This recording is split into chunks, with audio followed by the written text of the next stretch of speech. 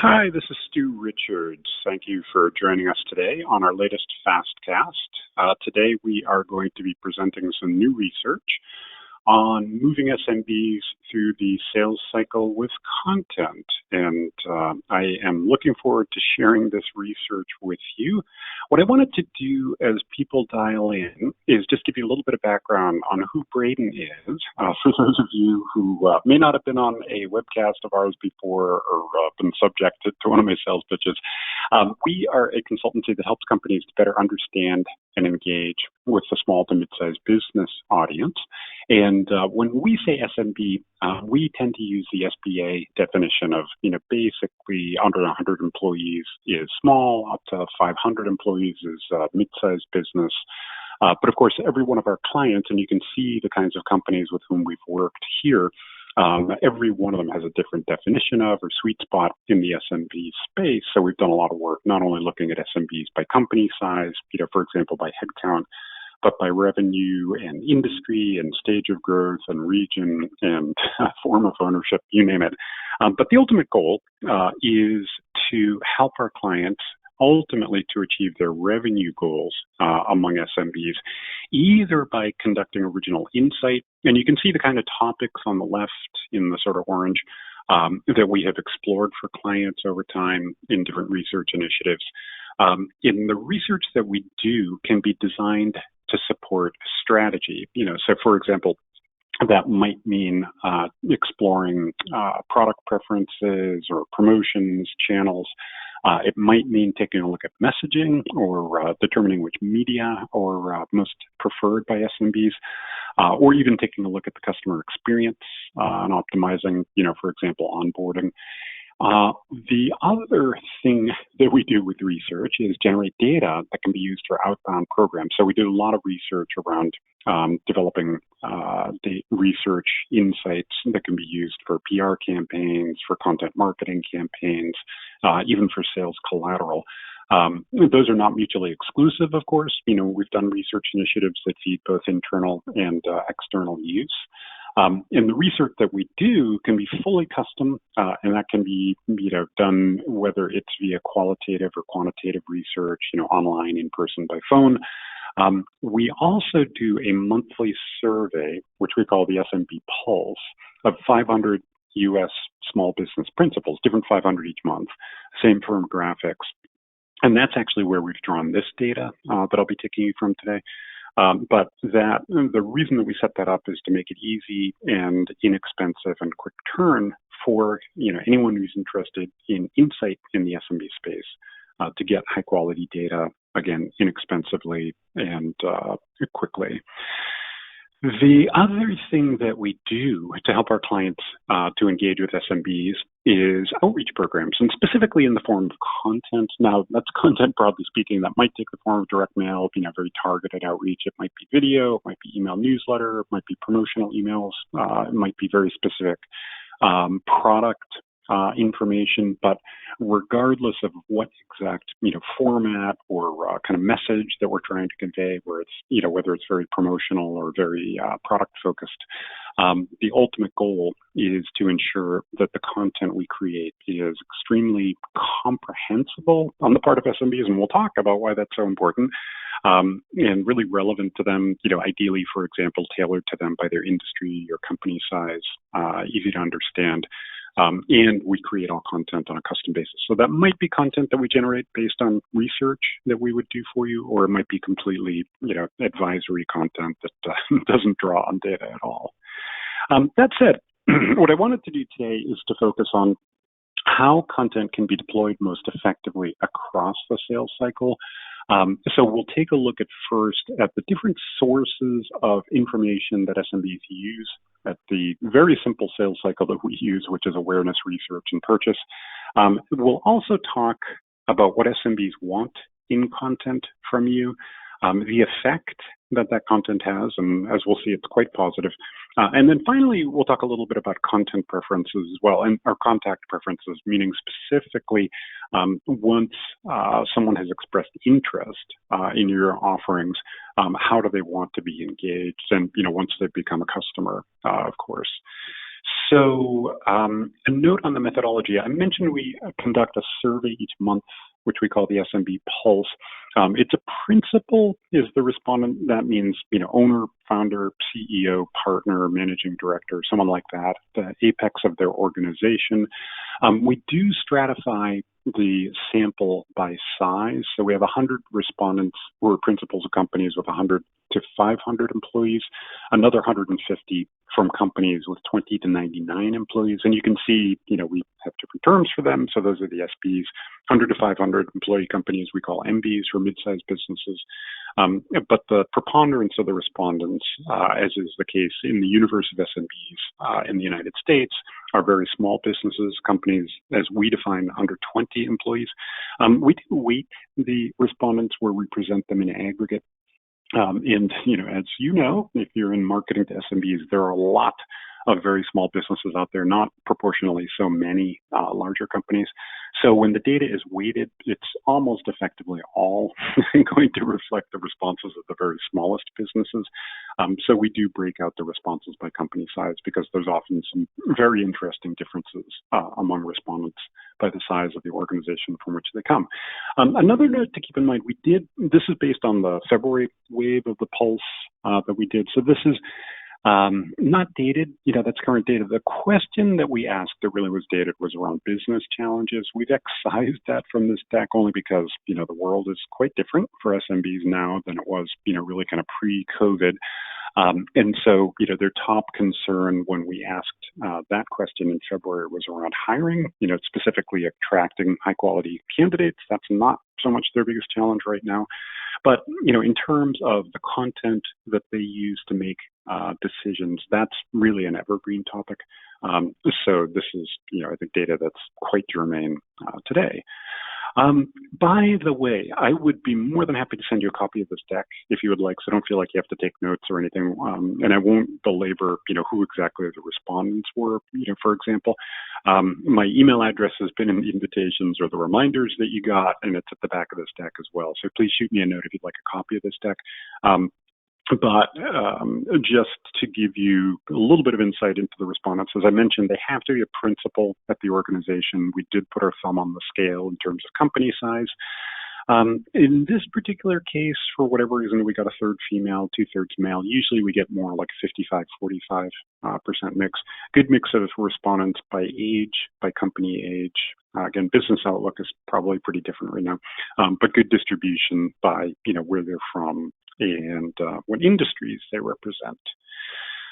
So all that preamble aside, to jump in, there's a lot going on in this slide.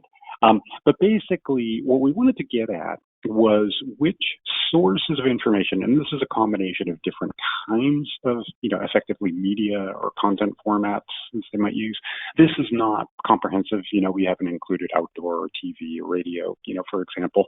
But it does hopefully give you a pretty comprehensive list of the kinds of things that are, relatively easy for a content or a marketing team to utilize to develop awareness and to move a prospect through the sales cycle. So here we just wanted to get a sense. And again, keep in mind also this is self-reported, so this is to the best of the respondents' kind of perception of their own utilization. Your analytics might show that you have a different set of actual kind of utilization, and obviously that's going to vary based on what your product set is and which tools you use to foster awareness. But generally speaking, 500 respondents is a pretty good sample. And I do think that directionally this gives you some pretty good insight that articles are actually, in aggregate, a pretty good tool to create awareness of your products and services. So this is not, for example, when you're creating advisory information, how-to kinds of pieces, but really, what serves to, again, generate awareness of your offerings. So it's interesting, articles, video. We did include the product section of your site. Clearly that's an area as opposed to a format. And we know those are apples and oranges. But it is interesting to see, at even the awareness stage, SMBs are coming to the product section of your site to learn about what your offerings are. Really important, and we'll stress this, multiple times, really important to make it easy for them to understand, what are your offerings? How do they benefit companies like theirs? How are they different, between each other? How are they different from those of your competitors? How have they helped companies, specifically in their industry, ideally? Really important to make that easy for them to understand. And then the resources section, we did not define that for them. By the resources section, we mean, of course, the section of your site where you have articles and video and, other kinds of information that is non-promotional, more educational or advisory, as opposed to, where you feature specific product information. That clearly plays an important role for awareness as well, as does an email newsletter, which you might think is a little bit more, kind of reactive or, something to be used by customers to foster, ongoing relationship. But an email newsletter is a really effective tactic to generate ongoing awareness of, your new products and services or promotions. It's a tactic that, might seem a little bit old school, but it's one that really works, especially among SMBs. Very useful format for them. What we've done here, same question.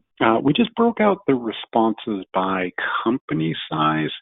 So here, the VSBs in the middle, they are the companies with under 20 employees, SBs, small business, 20 to 99 employees, and then MBs, mid-sized businesses, 100 to 500 employees.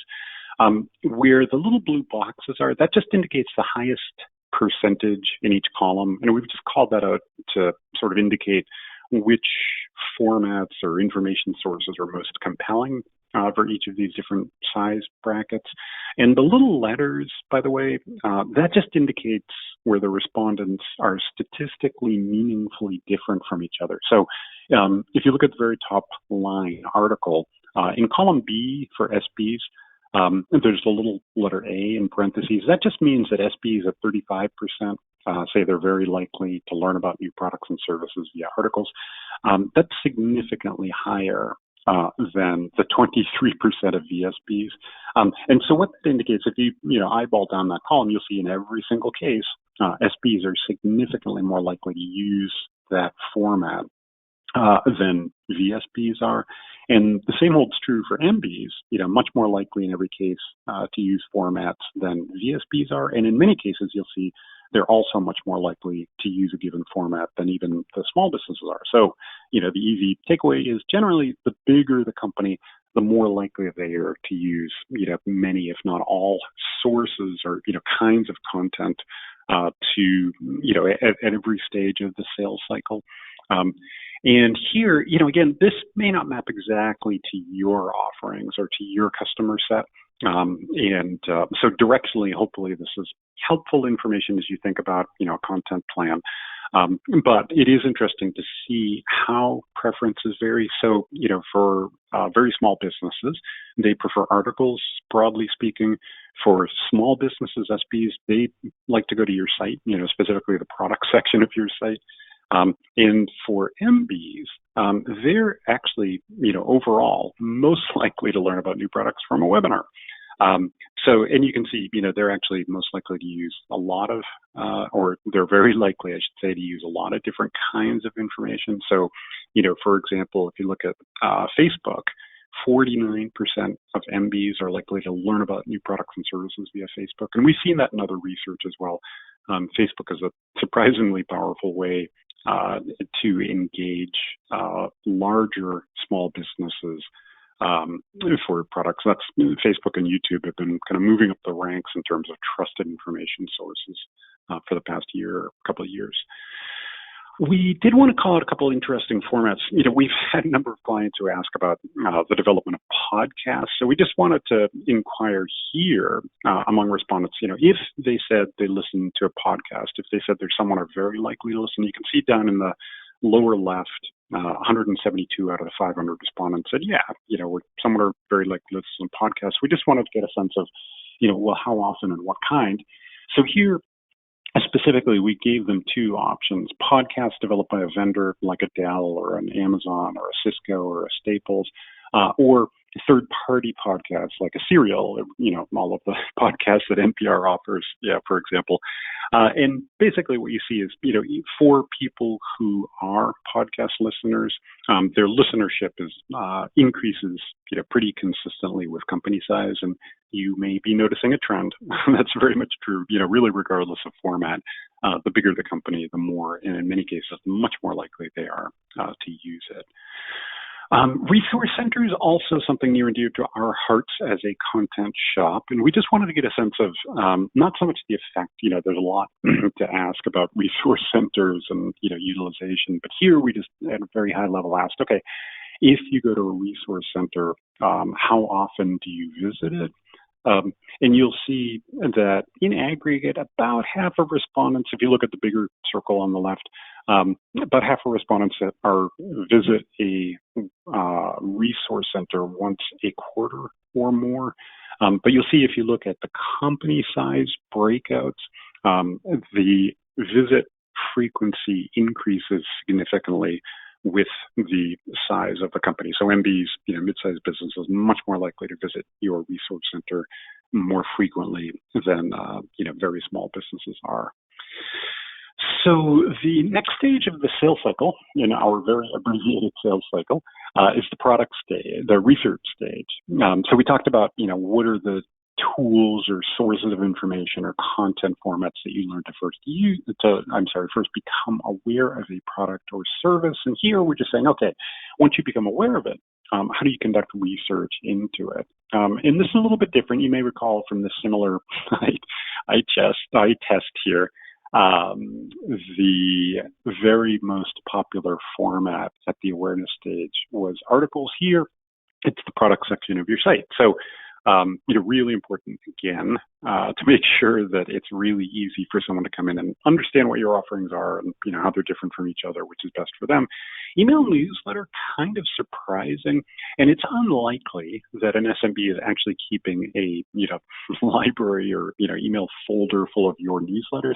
I think what this really speaks to is that, when they get an email newsletter, they really think of it as an effective tool for them to keep current on what your offerings are, or to, do some effectively casual research, or, to form an impression of the quality of your offerings based on, the caliber of the newsletter that you provide. The resources section of your site, it is intuitively, a resource center really should serve kind of the awareness. That's very much a top of funnel kind of an element. But it does more than that. And, an example that we would use here for why a small business owner would go to the resource center of your, section of your website to conduct research on your products would be they may not understand the category. So, for example, if a business owner doesn't really understand the difference between a loan and a line of credit, and a lot of small business owners don't, the great place for them to go would be to the resource section of your site and to read an article about that. And at the end, they say, okay, I get it, and actually a line of credit makes sense for me, and now, link me into the product section of your site so I can really evaluate what those offerings are. Interesting differences, as always, by company size. Again, same question, just broken out by the size of the respondent.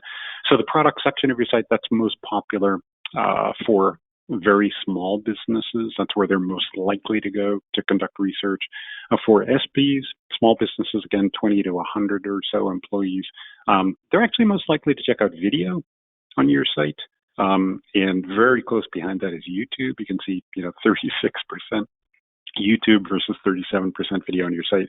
Video is really important format for awareness and for research, and even to make a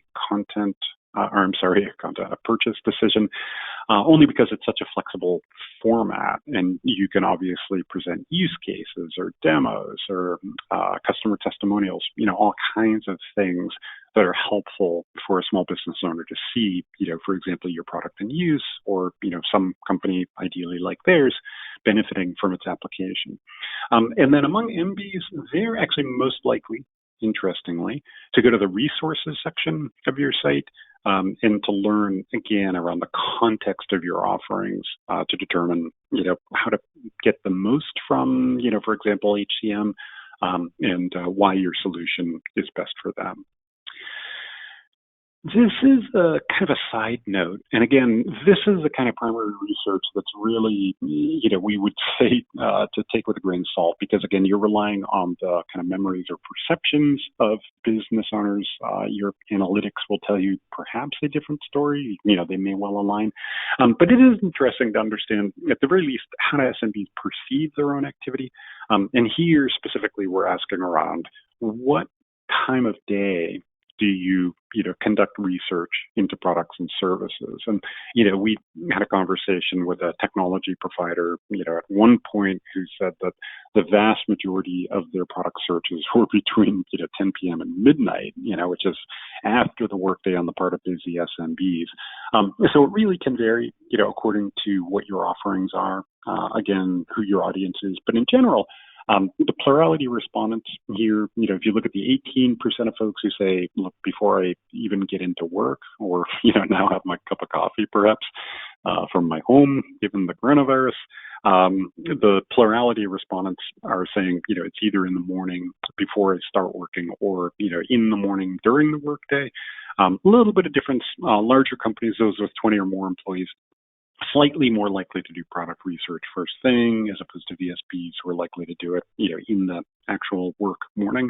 But overall, the plurality of research is done before noon. And certainly, during the workday, only about 1 in 5 respondents said they're most likely to do product research at the end of the day. Now, this is not the question, when should you send an email? That's different. And again, you're not necessarily going to change the availability of your content based on time of day, but it is interesting to see, how they perceive what their site search activity is. So the last stage of the purchase process, of course, is actually making a purchase decision. And here, we didn't specify, but the supposition is, you've learned about a product, you've conducted research on it, and now you're at the point of deciding between 2 or 3 options. Might be, 2 options provided by one vendor, it might be 2 competing or 3 competing vendors. But we just wanted to get a sense here of, okay, what sources of information do you use to make that final purchase decision? And again, it's the product section of your site, which, as you may recall, was also the most important in aggregate to conduct research. Case studies, really important. And again, to the degree that you can tailor your case studies to be industry specific. So, if I'm a CPA or if I'm in construction or whatever, if I can really see how someone like me has used your product and benefited from it, that's really relevant. Video, again, really popular. And again, we break out, on your site as opposed to YouTube. Obviously, if you have a video, you want to promote it in as many places as possible. Research reports, also near and dear to our hearts, as a research and content shop. The benefit of research is that you're really helping business owners to learn from their peers, assuming you're conducting research among other SMBs. And, when we do research around, for example, who is it that you rely on most for, advice and, in making a product purchase decision, it's peers. SMBs really want to learn from each other, and you can help play that role by, playing back to SMBs the voices or the advice or perspectives of their peers via research. So that can be a really powerful format. Resources section of the site, interestingly high priority in terms of, again, making a final purchase decision. One of the ways that a resource center is, really interesting from a marketing standpoint is as a signal. So if you have a really robust resource center and, it's got a lot of content and that's really high quality content and it's really relevant, that indicates to a potential shopper that you're going to be there to support them, after they've made a purchase, which is really reassuring. It also, stands as a signal as to, what kind of quality standards you hold yourself to as an organization, and, how good your product is likely to be. So obviously all aspects of your brand need to be high quality, but it is, a resource center can be a way that SMBs, kind of assess what a working relationship with you or, what usage of your products and services would be like. In terms of how SMBs utilize different kinds of information, again, it varies a lot by company size. So, the product section of the site, that's the most important source for both VSBs and SBs. For MBs, kind of interestingly, white paper We do research specifically into the length of different kinds of content elements, and it seems like each year that we do that research, the ideal length goes down a little bit as, SMBs tend to get busier and busier and busier. White papers, 4 or 5 pages is great. For bigger companies, they're willing to go a little bit longer in terms of content. And obviously, if there's a lot of kind of technical complexity to your product, you want to be really clear in spelling it out for them. But that can be, surprisingly powerful tool, especially for, providers of complex products to help them decide on you. So what we've done here, the last set of slides with a couple detours into, specific formats or resources, really talked about this prioritization of different information sources at the 3 stages of the sales cycle. Here, what we've done is taken a look at the kind of relative prioritization by company size. So this is not a map of how a business owner moves through the sales cycle. Rather, it's just an indication of the relative importance of these different kinds of content or other, sources of information. So, for example, for very small businesses, again, companies with under 20 employees, they're most likely to learn about new products and services via an article. And by the way, we didn't define that, so that could be an article in CNET or Wired, as well as an article on your resource center.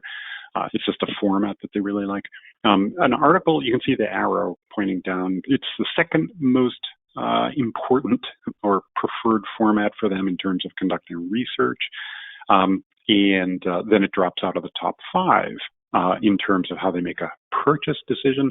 Conversely, if you look on the awareness column, again for VSBs, the product section of your site is actually tied for third with the resources section of your site. But it becomes the place they are most likely to go, or the source they're most likely to use at both the research and the purchase stages of the sales cycle. So, hopefully this is helpful again in terms of prioritizing the sources of information you use to move SMBs through the sales cycle to the degree that you're focused on the very small business segment. For SBs, different prioritization. So they start out, they say they're most likely to learn about your offerings via your product section of your site. That drops down a little bit in terms of prioritization at the research stage, bounces back up to being the most important source of information for them to make a purchase decision. And then for MBs, the biggest companies we surveyed, 100 to 500, they're kind of all over the place. So they say they're most likely to learn about products via webcasts, most likely to conduct research via your resources section, and then most likely to make a purchase decision via a white paper. Now, again, that doesn't mean that, the typical path for any given SMB, if you're selling to MBs, is to go from a webcast to your resource section to a white paper.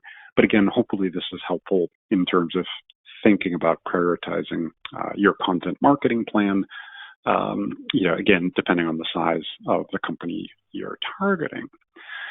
This is a little bit of a qualitative aspect of content. We just wanted to get a sense of, okay, if you have viewed content, regardless of the stage of the sales cycle at which you view it, what would get you to engage more? What would get you to read or watch more content? And far and away, the most important factor is content quality. Promotion, is interesting, links to relevant products. But quality is king to the kingdom, and we will talk a little bit more about that. And this is a different way to ask, kind of the same question that we had asked before. Here we said, okay, for each of these different sources of information, and again, we gave these all as response options. These weren't like open ends that we compiled, and we do appreciate the patience of our survey respondents as they wade through this very long table to tell us, are they most likely to use, for example, Twitter at the awareness, the research, or the purchase stage of the sales cycle. And for Twitter, awareness, probably not surprisingly. And in general, you'll see social media is pretty much clustered at the top. We've rank ordered these by likelihood to use for awareness. So, I think it's probably pretty intuitive. Social media, broadly speaking, is best at the awareness stage, where, YouTube is also pretty powerful for research. And if you look in the, kind of broader, the brighter blue in the research, a lot of the formats that are most likely to be used at the research stage are content. And then, the final stage, purchase, in yellow or gold. The single, source of information that's most likely to actually close is the product section of your site.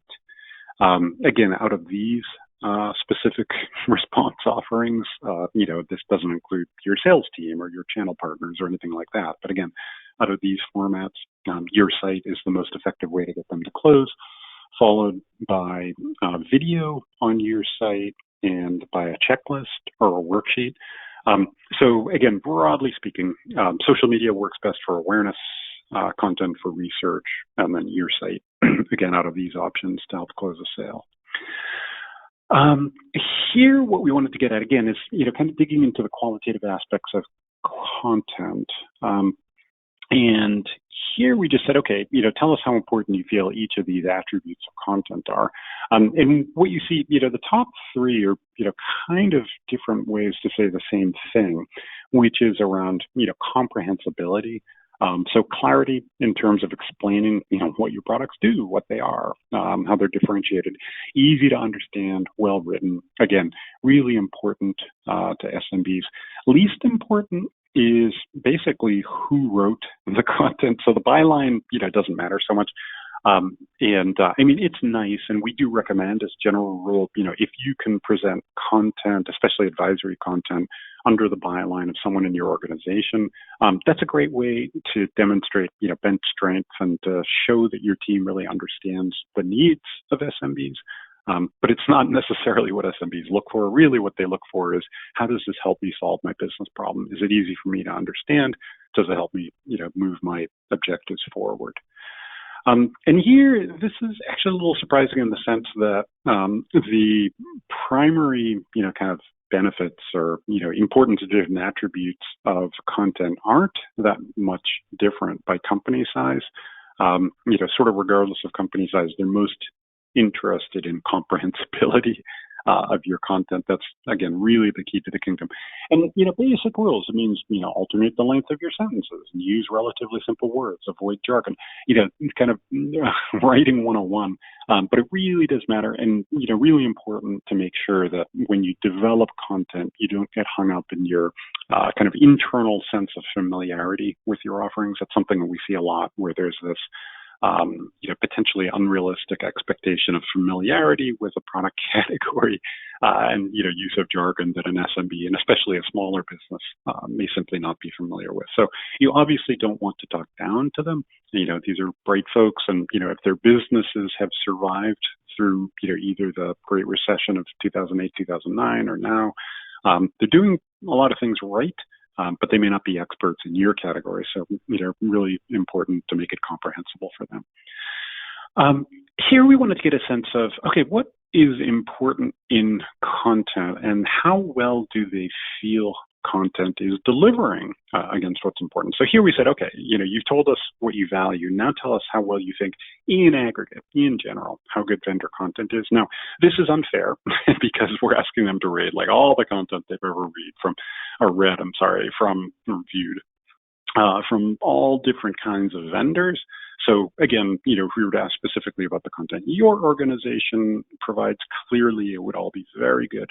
But here we just wanted to get a sense of, in aggregate, how good is it? And you can see clearly explaining products and services. I think you may recall 2 out of 3 respondents said that's really important to us. Here 1 out of 3 says, yeah, in aggregate, content is pretty good at that. And you can see, a little bit of variability in terms of how respondents rate the performance of different content. Smaller businesses are less satisfied with content in general than bigger companies are. And here what we did is just mapped performance versus importance. So the horizontal axis is the percent that rated a particular attribute very important. So if you look over way on the right, again, almost 2 out of 3 said, clarity, explaining products and services, really important to them. And then if you look on the vertical axis, only about a third said, yeah, in general, content does a pretty good job of that. So takeaway here is, good news. The line, if you were to trend line this, is up and to the right. So, vendors in aggregate do a better job on what's most important to SMBs. But the other way to look at this is the content in general has an opportunity to be more useful, more powerful, more compelling to SMBs. However, the good news is that content really works. So for example, we just said, okay, does business management tips make you more likely to, for example, think favorably of a vendor? Answer, absolutely. 2 out of 3 respondents, even higher, almost 4 out of 5 of the biggest businesses say, yeah, when content is done well, it really can enhance brand perception. It can enhance retention. And it can help even influence purchase. So you can see, for example, among big businesses, almost 3 out of 4 said, yeah, good content is really likely to make me become a customer of that vendor. So here we said, okay, put your money where your mouth is. Have you ever made a purchase based on content? And specifically here, we're talking about business management tips and advice, not so much product content. And yeah, 40% of respondents said, yeah, I actually have. But what's interesting is if you look by company size, 70%, a little bit better than 2 out of 3 of the biggest businesses said, yeah, they made a purchase that they could directly attribute to a piece of content that really made an impression in whatever way, shape, or form. Now it's difficult to attribute sales to content, obviously. But the implication, of course, is that advisory content can be, a very effective sales tool on the premise that, of course, it is, clear in presenting what you do and what the benefits of your offerings are. Another question that we wanted to get into is, does it matter to you in terms of what the formats are? So, for example, do you have a preference for content that's advisory in one format versus content that's more product focused in another? And basically the answer is no. 9 out of 10 folks say, same formats are fine. I'm fine with, for example, advice in a video, just like I'm fine with product information in a video. From whom do you want content? Now, for a lot of you, this is not germane because you sell directly. But if you use any kind of distribution network, whether it's agent, broker, integrator, reseller, you well know channel issues. So here we just wanted to get a sense of if you sell via an agent or a broker, do your end users want to hear from you directly, or would they rather get content from that agent and broker? For VSBs, the plurality of them, almost half, say, what, doesn't really matter, combination is fine. For bigger businesses, the MBs, plurality of them, and SBs, pretty much the same percentage, say, what, I'd rather hear more directly from the vendor. So obviously, if you're selling via the channel, really important or via a channel, I should say, really important to equip your partners with high quality content.